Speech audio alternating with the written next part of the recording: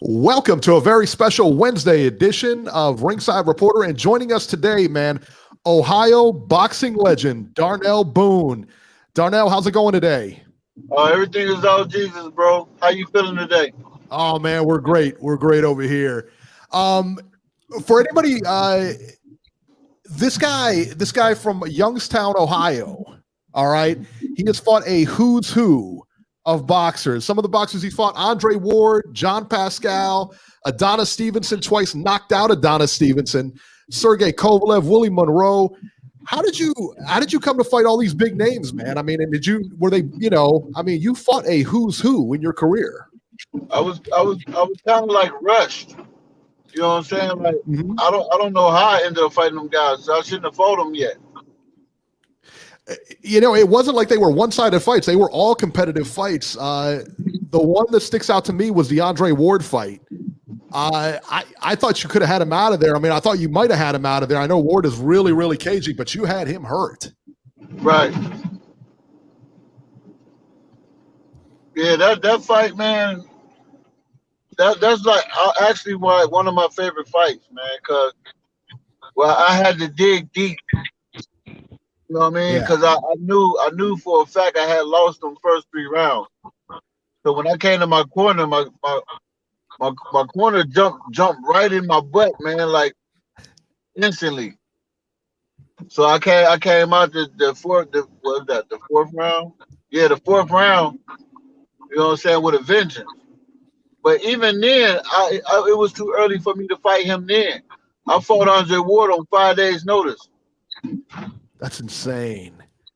That's amazing. That with 5 days notice, that's what you did in 5 days. It is amazing, man.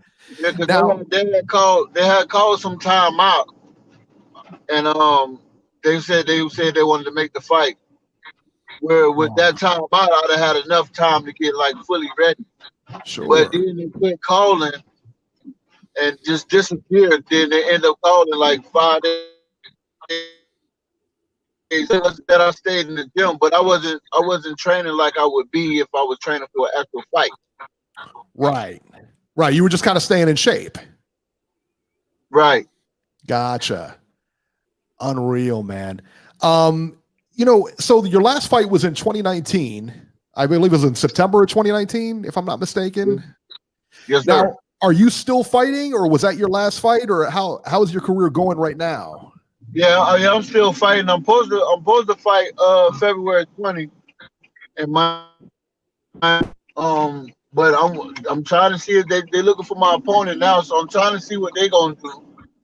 You know what I mean? If they can find me somebody. I've been trying to actually throwing a show because I actually have some guys that can find me an opponent. Because I know it's gonna be hard for them to find a boatload of money. I could get something that I could just, say, knock the ring rust off. Because, like you said, I fought 2019. Right. Yeah, because that's a while ago. And plus, with the COVID thing and everything like that, it's kind of difficult. Right. Jesse Reekin, what do you got for us today? I just love the story that Darnell had told me about when he faced Adonis Stevenson. Darnell, do you think you could share that story with us, man? That story is so funny to me. Well, I actually, when I fought Adonis Stevenson the first time, I actually fought him on 2 weeks' notice, and I trained myself. That's crazy. And when we went to the fight, I didn't even have a corner. I took one of my good friends, and I found a cut man there that was already there. They had a fighter that was actually fighting.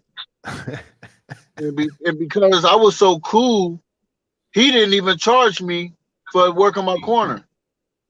Wow. And then you say that?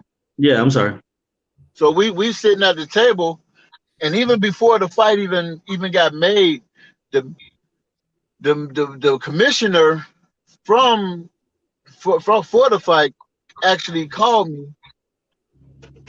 and was trying to talk me out of even taking the fight. Wow. Oh, did we lose him here? Yeah, we lost him. Oh, here he comes. He's back. Oh, he's back. All Yeah, right. so he was asking me, did I really want to fight him? I said, yeah, I want to fight him. I said, I don't never back down from nobody calling me out. So I want to see what he's talking about. But the whole time while we was there getting ready for the fight, he was picking with me. Like, the thing that got under my skin was when he was walking out with one of his good friends or somebody. I don't know who it was. He gonna look back and ask me, was I gonna need some good luck for tomorrow night? Not a good thing, man. That's crazy. That's disrespectful, man. Right. And then, I got a then question. we get in the back for the getting ready for the fight. He walking in my dressing room, taunting me. What? Wow. Yeah. And I told him, like, you know, don't even worry about it, 'cause I'm gonna knock him out tonight. So when we go to eat after weigh-ins and everything, the guy that actually got the fight for me was a guy that I knew. And I actually met him down in Louisiana because one of my good friends, I called him my little brother, Brad Solomon, he was actually fighting on the card that was down there. So, you know, we always came encounter with the guy that they had let the people use the ring. So he asked me, he said, well, Mr. Boone, he said, you got this guy in front of you. They said he a big puncher, this, that, and the other. I said, I ain't worried about that because I'm going to knock him out tomorrow.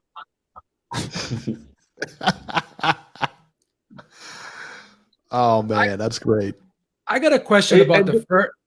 I got a question about the first Sergey Kovalev fight. The fight that was a split decision. You knocked him down. A lot of people thought you won that fight. Because you didn't get that decision, it's sort of like a situation like with Meldrick Taylor and Chavez, how, you know, that fight shouldn't have been stopped because he was up on the cards. But was that like a turning point for you when you fought Kovalev and you thought, you know, that was a great opponent for you? A lot of people thought you should have got the decision there. You knocked him down. How did that affect you moving forward in your career? I knocked him down multiple times in that fight. It wasn't just one time. Because there's only that's another question I have for you because it's only recorded that I knocked him down once. No, I knocked him down 3 times. Could have been 4. Yeah. Wow. So why does that fight not on YouTube? All your other fights are on YouTube except for that one. You could get the second one on YouTube, but you can't get that first one. So I'm just trying to figure out did Main Events do something so to take that fight off YouTube because no one can see. We could see when you knocked down Andre Ward. Could see when you knocked out Adonis Stevenson, but we cannot find that Kovalev fight, the first one. We can find the second one. The Adonis Stevenson knockout, I actually sent it to a boxing writer. They didn't have that one either. I had that one on CD. Yeah. So I guess my question was because you didn't get the decision in that fight, did that kind of weigh on you mentally moving forward in your career? Because like every fighter has like those turning points where they have like a fight. Like I said, Meldrick Taylor had that fight with Chavez where, you know, they stopped the fight with 2 seconds left. He was up on the scorecards. Probably should have got the decision there. Situations like that, in that situation, did that kind of wear on you mentally, and did that have a lasting effect on you moving forward in your career? No, because, you know, by that time I already knew because I had became dangerous by then. You know what I'm saying? So I know, like, I already knew, like, if it go to the scorecards, I'm gonna lose. So I got to put him out.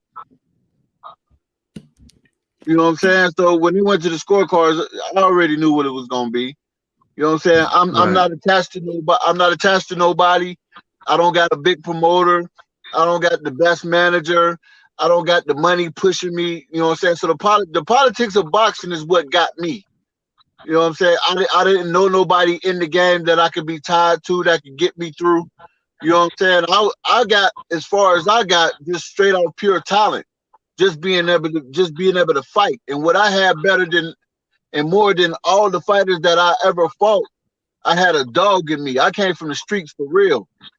Like a lot of these cats want to use that as this boxing saved them, this, that, and the other. No, I can't. I was doing that. You know what I'm saying? So the mentality I was going in with the ring was what I was bringing in from the streets. I got you. So another question I had for you before I let Jesse jump back in.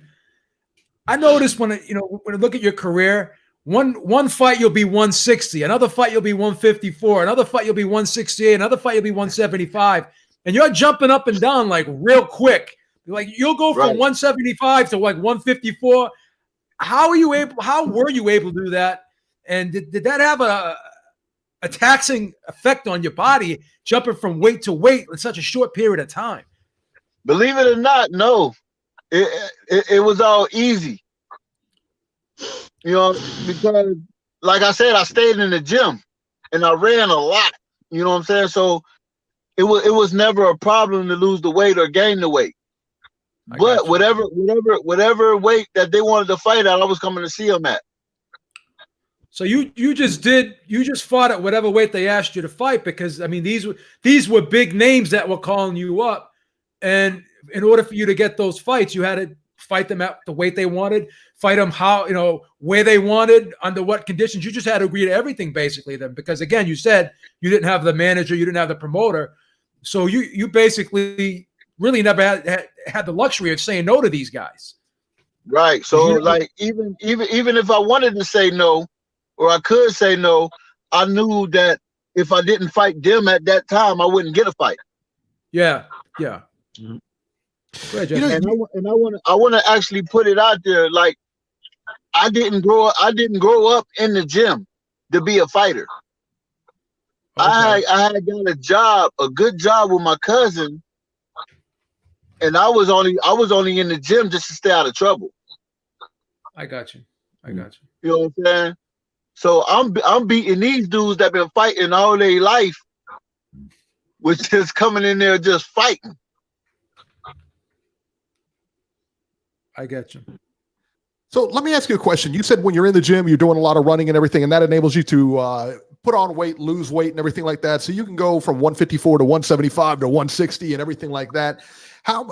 What would you say in the gym? How far do you run? Like when you're in training or whatever per day, like how far do you run?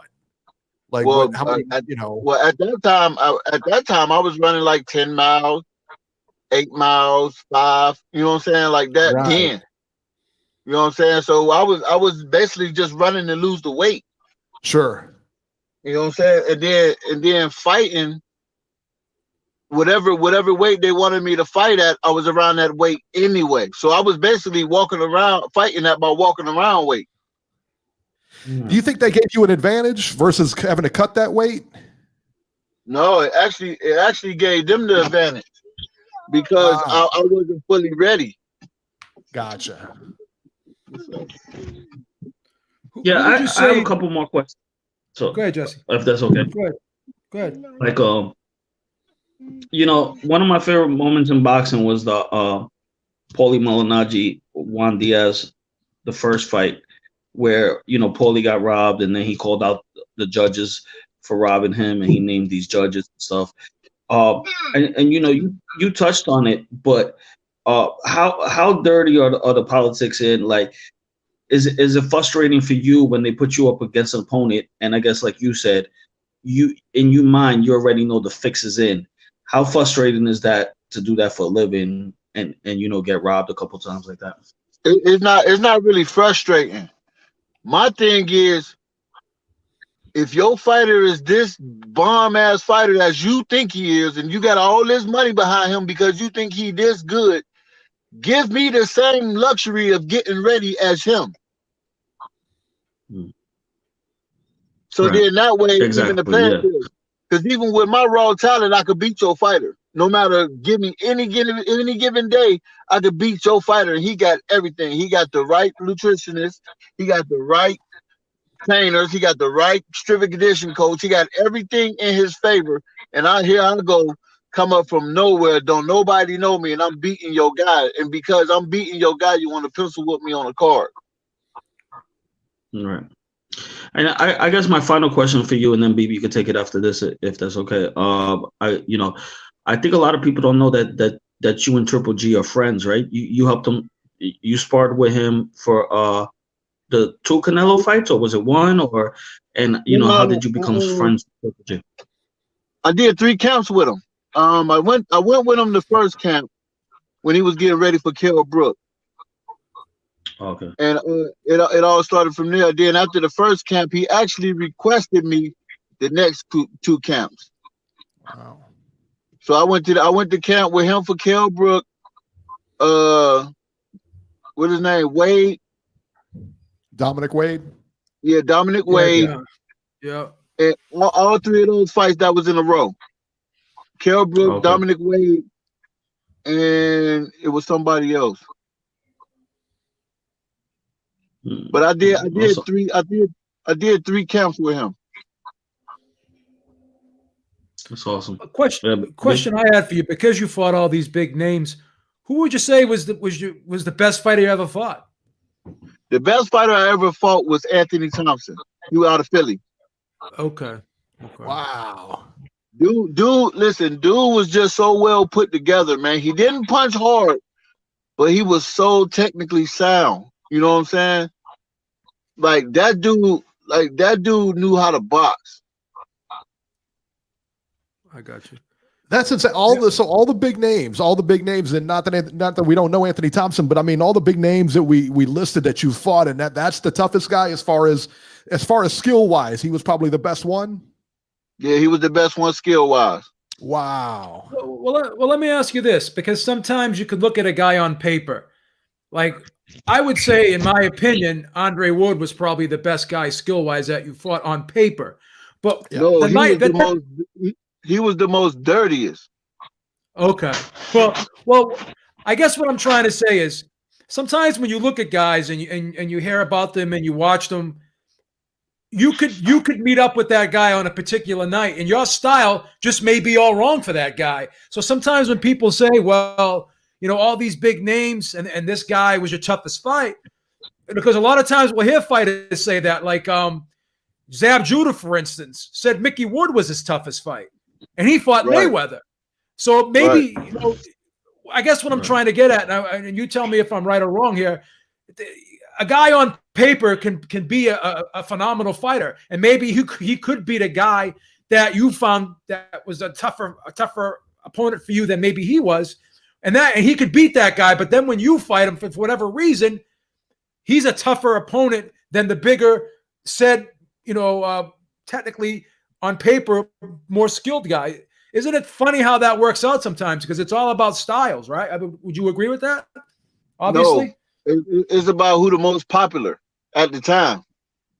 But what I'm saying is, for you, when you're getting in there with a guy, he may not be the best fighter in a lot of people's minds, but he may just have that style that can be a tough fight for you, in other words. And I think sometimes a lot of people don't always get that. You know what I mean? Right. So since you've been fighting at all these different weight classes, I think the last weight class you fought at was I think you were 179 in your last fight.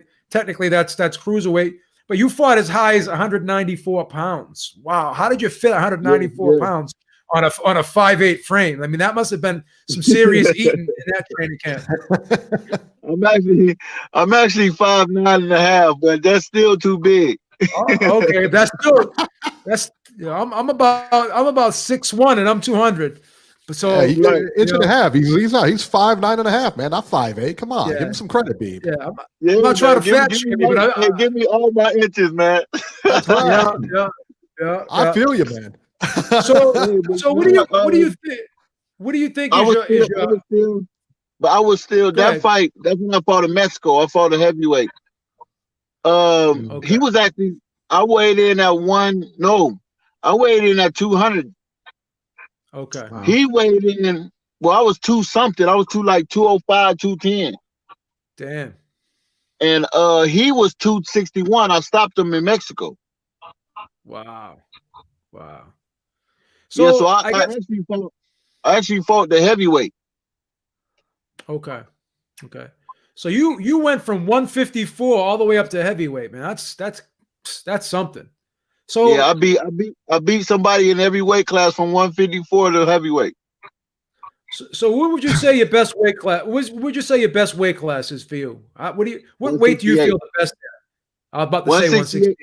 Yeah, 168 is like where everything is clicking on all cylinders. I'm fast, I'm strong, I'm agile, all that at 168. Yeah. How did you actually feel at 154? I can't believe you fought at 154.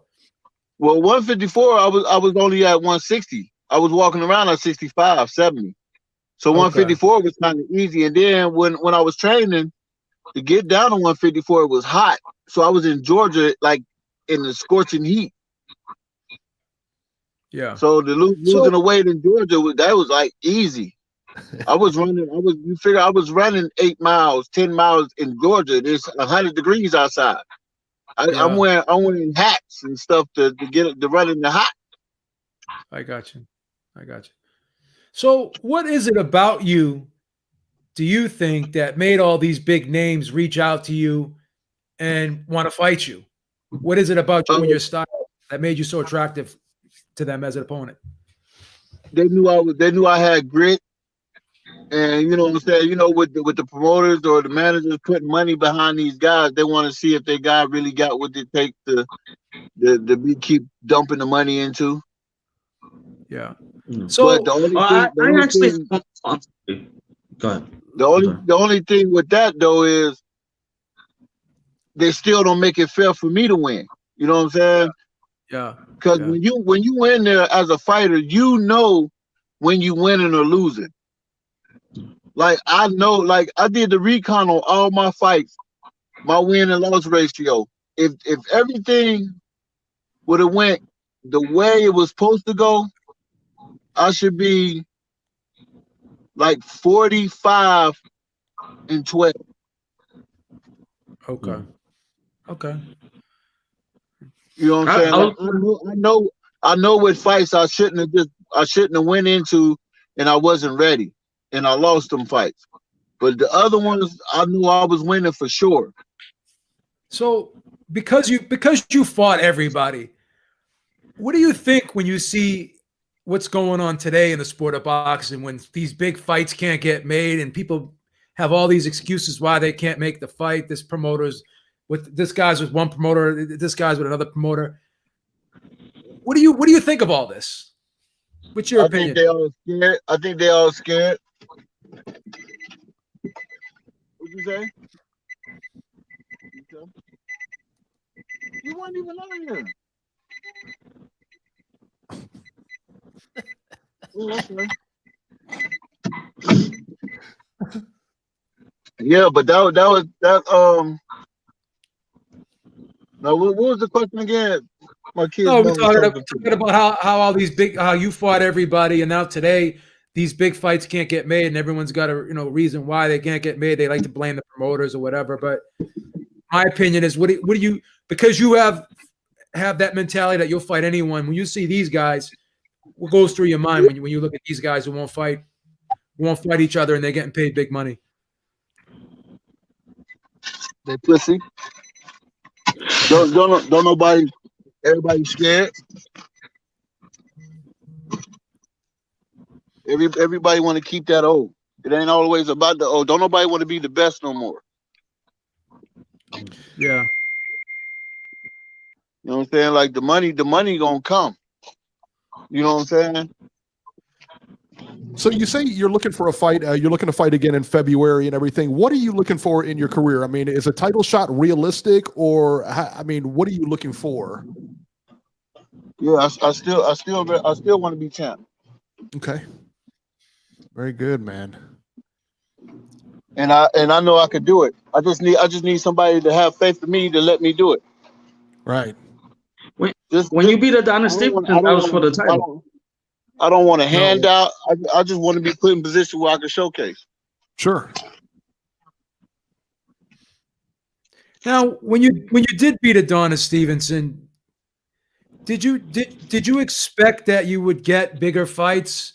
Were you happy with what happened after you beat Adonis Stevenson? Because right after that fight, the world should have been your oyster. You should have been getting all the big fights after that. I mean, you did end up getting Sergey Kovalev, and but that was a couple fights later. But did you expect to get some type of title shot, like a regional title or something? Because I don't even think that you were even fighting for regional titles like USBAs and stuff like that.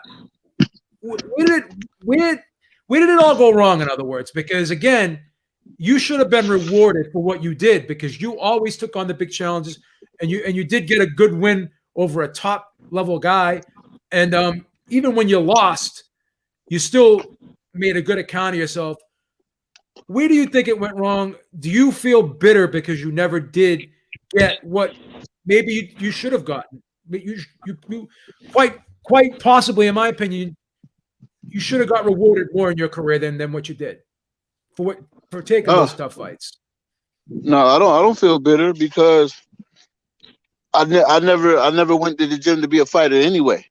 It's just something I said, forget it. I'm gonna go ahead and try it. See what I can do.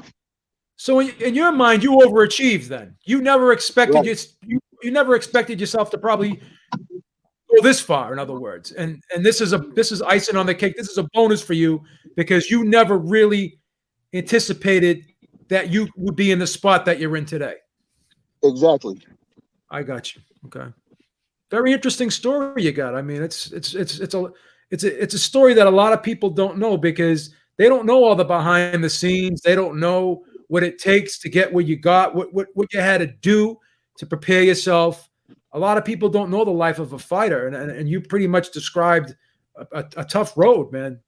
Tough road. Yeah. And now were you doing other things while you were fighting too? Because you didn't always fight a lot of fights throughout the course of your career. Like you had some layoffs in between. Did you have to have a job while you were fighting to put food on the table? Yeah, well, I had odds in these jobs. I was doing music. I was doing like little shows everywhere. Yeah. Plus my girl at the time, she was working, so I was still financially cool. I got you. So when do you think you'll get back in the ring? Do you think you'll get a fight in at some point this year, by the end of the year, or what's the schedule looking like? Has anyone called, or do you have to actively go out and look for opponents now? Yeah, well, I'm supposed to fight February 20th in Miami, and they're looking for the opponent now. I haven't talked to the promoter, so I don't know what's going on, but I'm gonna still stay ready just in case. Well, you see how they have all these outlets now. You have these apps like DAZN, you have ESPN Plus, you have Fox, you got Showtime, you have all these networks putting on fights. Does that make you feel optimistic that maybe you can get more fights because boxing's being shown on so many more platforms now than it's ever been shown on? Is that a bonus in your mind? Is that going to help you get more fights, in your opinion? No, I guess whoever running boxing gotta want to see me is how I get my fights. Okay. Good stuff. All right, Darnell, I think we're going to go ahead and wrap it up, man. I just want to thank you, man. You're an Ohio legend. You're a boxing legend, man. I can't thank you enough for coming on here. I can't thank Jesse Reekin enough for getting you on here. So we appreciate your time, man. Thank you so much. Well, man, I thank y'all for getting me on, man. It's always a pleasure because, like I always say, man, if it wasn't for the fans and guys like y'all, man, none of us would be where we are. You know what I'm saying? So it's always a big up to y'all, man, for keeping us in the spotlight and keeping us relevant. We appreciate it, man. Anytime you want to come on, man, just contact us, man. We'll put you on anytime, all right? Yo, Darnell, I'll text you the link to the interview after the show. Okay. All right, man. Thank you. Have a good one, man. Be good.